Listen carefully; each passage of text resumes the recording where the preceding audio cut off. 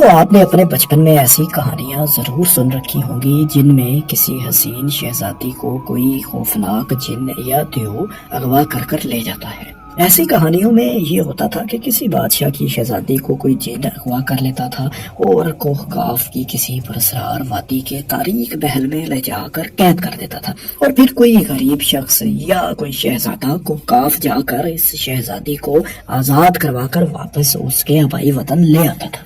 ایسے قصے پاکستان، بھارت، ایران اور عرب علاقوں کے افسانوی اور بچوں کے ادب میں ایک منفرد مقام رکھتے ہیں۔ یہ کہانیاں تحریری شکل میں تو موجود ہیں ہی، ساتھ ہی ساتھ سینہ بسینہ روایات کی شکل میں بھی منتقل ہوتی چلی آ رہی ہیں۔ 90 کی دہائی میں پاکستان کے مشہور ٹیلی ویژن ڈرامہ سیریز اینک والا جن میں بھی کوہ کاف کا ذکر بارہا ہوا کرتا تھا۔ لیکن دوستو، یہ کوہ کاف آخر ہے کیا؟ اس کا ذکر کہانیوں میں کیسے آیا؟ کیا واقعی دنیا میں ایسے کسی علاقے کا وجود ہے بھی، یا یہ صرف ایک افسانوی یا تصوراتی جگہ ہی ہے جو صرف کہانیوں میں ہی اپنا وجود رکھتی ہے؟ آئیے جاننے کی کوشش کرتے ہیں۔ دوستو، کوہ کاف سے جڑی دیو بلائی کہانیوں کی تاریخ ایران کے فارسی ادب سے ملتی ہے۔ اس کی وجہ یہ ہے کہ ماضی بعید میں ایرانی قوم اپنے شمال میں واقع بلند پہاڑی سلسلوں کے پار کبھی نہیں پہنچ پائی تھی، کیونکہ یہ علاقہ ان کی دسترس میں تھا ہی نہیں، اور وہ اس پہاڑی سلسلے میں موجود وادیوں اور دوسری طرف کی دنیا سے بالکل بے خبر تھے۔ اس لیے یہ خطہ قدیم ایرانی ثقافت میں ایک پراسرار پہاڑی سلسلے کی حیثیت اختیار کر گیا تھا۔ اس پہاڑی سلسلے میں موجود ایک بلند و بالا پہاڑ کو اس وقت کوہ کاف کے نام سے جانا جاتا تھا۔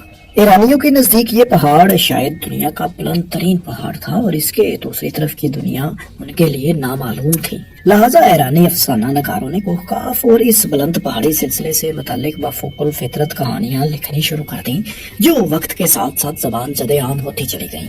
ایران سے یہ کہانیاں رفتہ رفتہ بر صغیر پاک و ہند اور دوسرے خطوں میں بھی معروف ہوتی چلی گئیں۔ کوہ کاف سے منسوب جنوں اور پریوں کی کہانیاں کئی زبانوں میں لکھی جا چکی ہیں۔ آج یہ داستانیں ہمیں اردو نثر، شاعری اور ڈرامہ نگاری میں بھی بکثرت نظر آتی ہیں۔ اس کے علاوہ قدیم یونان میں اسی کوہ کاف کو دنیا کو سہارا دینے والے ستونوں میں سے ایک ستون سمجھا جاتا تھا۔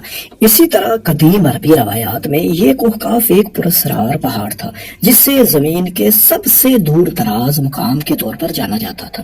عرب سے دور اور اس کے شمال میں واقع ہونے کی وجہ سے قطب شمالی یعنی نارتھ پول کو اس وقت اسی پہاڑ سے پہچانا جاتا تھا۔ اسے جنوں کی نسل کا گھر سمجھا جاتا تھا، اور عربی ادب کے مطابق یہ وہ جگہ تھی جہاں سے غیبی دنیا شروع ہوتی تھی۔ دوستو، ایران کے شمال میں واقع یہ علاقہ اپنے بلند و بالا پہاڑ اور خطرناک راستوں کے باعث زمینی راستوں کے ذریعے ہمیشہ سے ہی رسائی کے قابل نہیں رہا تھا۔ اسی وجہ سے اس علاقے میں رہنے والے لوگ صدیوں تک تنہا اور باقی دنیا سے کٹے رہے۔ تو دوستو، یعنی ہم کہہ سکتے ہیں کہ کوہ کاف سے منسوب جنات اور پریوں وغیرہ کی کہانیاں تو فرضی ہیں، لیکن یہ پہاڑ اور یہ پہاڑی سلسلہ حقیقی ہے اور دنیا کے نقشے پر موجود ہے۔ آئیے اب اس علاقے کے بارے میں مزید جانتے ہیں۔ کوہ کاف، جس کو کوہ قفقاز بھی کہتے ہیں، انگلش زبان میں کاکاکس کے نام سے جانا جاتا ہے۔ یہ بحیرہ اسود یعنی بلیک سی اور بحیرہ قزوین یعنی کیسپین سی کے درمیان خطہ قفقاز کا ایک طویل پہاڑی سلسلہ ہے۔ یہ پہاڑی سلسلہ ایشیا اور یورپ کو جدا کرتا ہے۔ کبھی یہ پراسرار پہاڑی سلسلے سوویت یونین کا حصہ تھے، لیکن سوویت یونین کے حصے بکھرے ہونے کے بعد اب اس علاقے کا زیادہ تر حصہ چچینیا اور جارجیا میں شامل ہے، جبکہ اس کی کچھ شاخیں مختلف ممالک روس، ترکی، ایران، آرمینیا، آذربائیجان اور جارجیا وغیرہ تک پھیلی ہوئی ہیں۔ اس پہاڑی سلسلے کی عظمت کا اندازہ آپ یہاں سے لگائیں کہ یہ 1100 کلومیٹر لمبا اور اس کی چوڑائی تقریباً 160 کلومیٹر تک ہے۔ اس پہاڑی سلسلے کی اہمیت اس لیے بھی زیادہ ہے کہ یہاں 5000 میٹر سے بلند کئی پہاڑ موجود ہیں۔ اس کی بلند ترین چوٹی کا نام البیروس ہے، جو سطح سمندر سے 5642 میٹر بلند ہے۔ اس کے علاوہ کازبیک کا پہاڑ بھی مشہور ہے، اس کی بلندی بھی 5000 میٹر سے زیادہ ہے۔ یہ دونوں پہاڑ در حقیقت مردہ آتش فشاں ہیں جن پر برف کی چادریں بچھی ہوئی ہیں۔ ان کی ڈھلوانوں پر کہیں کہیں آج بھی گرم گیسوں کا اخراج ہوتا ہے۔ یہاں پانی کے چشمے بھی جا بجا موجود ہیں جن کی شکلیں مخروطی یعنی کونیکل ہیں۔ یہ تمام آثار یاد دلاتے ہیں کہ کبھی گزرے زمانوں میں یہاں سے بھی لاوا نکلتا رہا ہے۔ یہ بلند پہاڑ اس علاقے میں آب و ہوا کو معتدل رکھنے میں اہم کردار ادا کرتے ہیں۔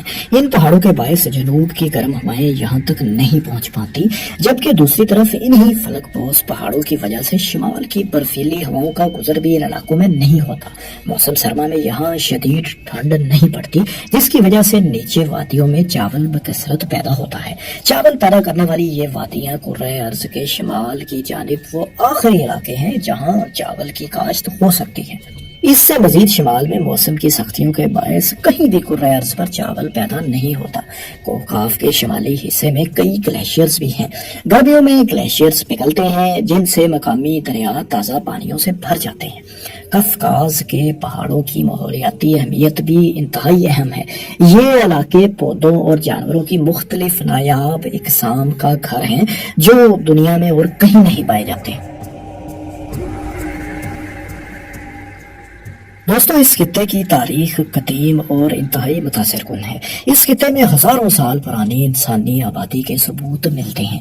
آذربائیجان میں 10,000 سال پرانے پتھروں اور پہاڑوں پر نقش کردہ نقش و نگار کے آثار ملے ہیں۔ اسی طرح جارجیا کو شراب کا موجد بھی سمجھا جاتا ہے کیونکہ ماہرین آثار قدیمہ نے 6000 قبل مسیح میں جنوبی قفقاز کے لوگوں سے دنیا کی پہلی معروف شراب کی تخلیق کا سراغ لگایا ہے۔ اپنی طویل تاریخ کے دوران قفقاز قبیلے ایک طویل عرصے تک جنگوں میں مصروف رہے اور یہ سلسلہ آج بھی جاری ہے۔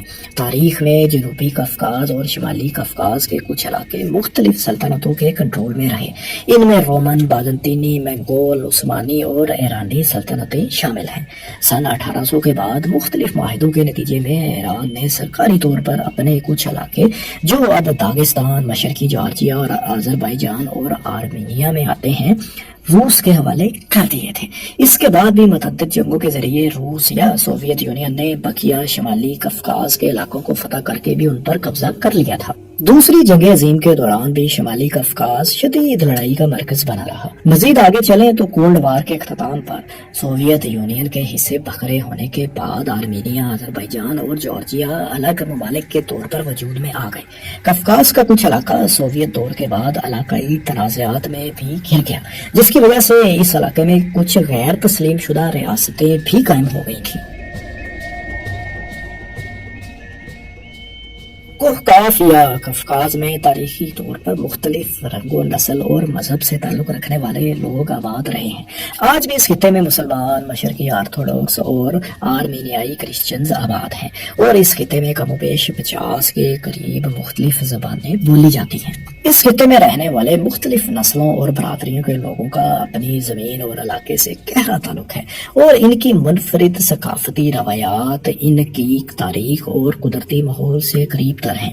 یہ لوگ مختلف پہاڑی سلسلوں، پہاڑوں کے دامن، وادیوں، میدانی علاقوں، ندیوں اور جھیلوں کے کناروں، خشک میدانوں اور جنگلات میں آباد ہیں۔